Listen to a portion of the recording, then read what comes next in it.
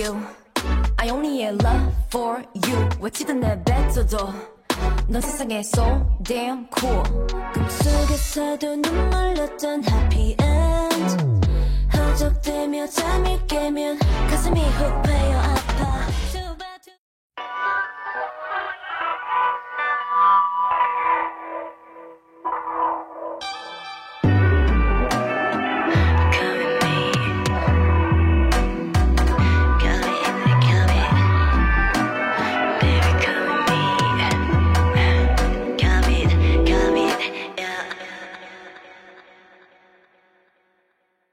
Hello everyone and welcome to my channel.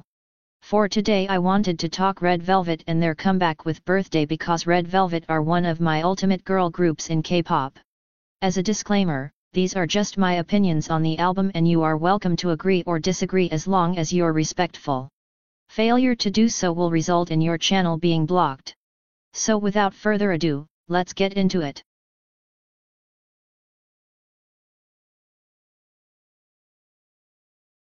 I find that the more I listen to Birthday, the more it grows on me. I liked it upon first listen but it went in a direction that I wasn't expecting. Red Velvet tends to make title tracks that people either really like or dislike and Birthday is no exception. To call this comeback mid is overreacting but I can understand the criticisms that this song has. The idea is that sonically, the things you see in the MV or hear in the song are not supposed to mesh as well as they do. There's a lot of irony in some of the elements that will probably go over the average listener's head but Red Velvet has always been good at taking two completely different things and making them mesh well together. For example, the sampling of Rhapsody in Blue by George Gershwin over an instrumental that combines trap and dance and electro-pop elements is a combination that shouldn't work, but it actually does. I really like the pre-chorus of the song and the different harmonies throughout it. I genuinely have no bad critiques about this song and overall view it positively.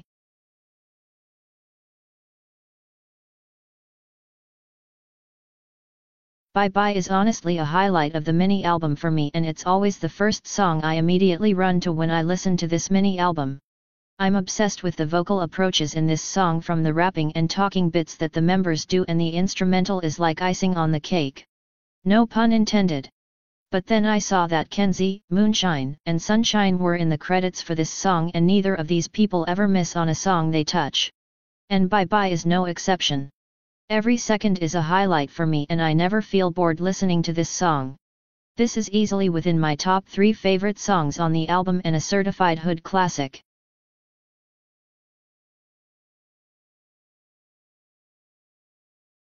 When I watched the mood sampler for this album, I was hoping the instrumental would be on the album and it is.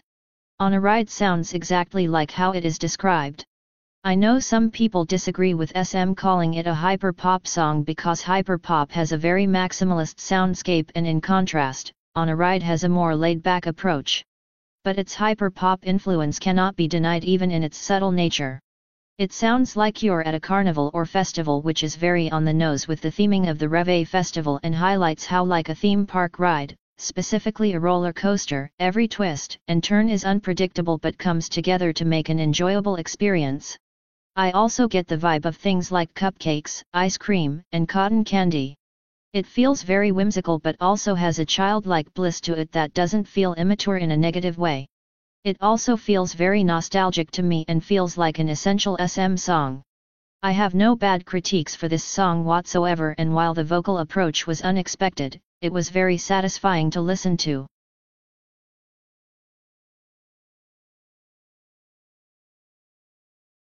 I love the low-key old school feel that Zoom has and I also really like the hooks throughout the song.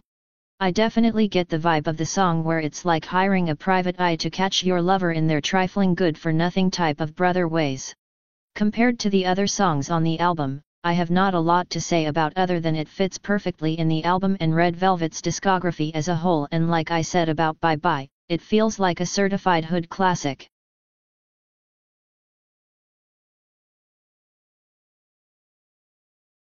Even though Celebrate is a mid-tempo song, I could still see myself listening to it.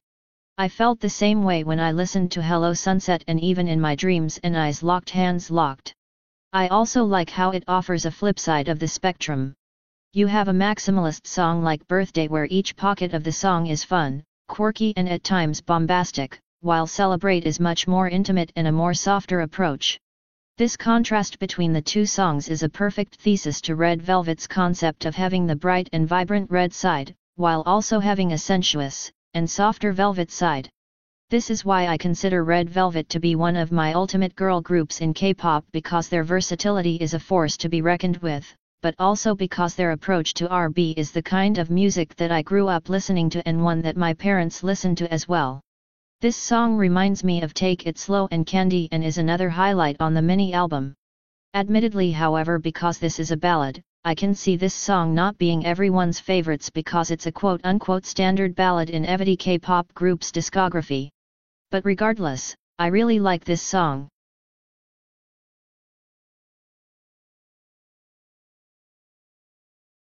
In conclusion, this mini-album feels like a return to form in the Rêve Festival albums and is an essential in Red Velvet's discography. Arguably, it's an album that takes everything Red Velvet is known for and capitalizes on it.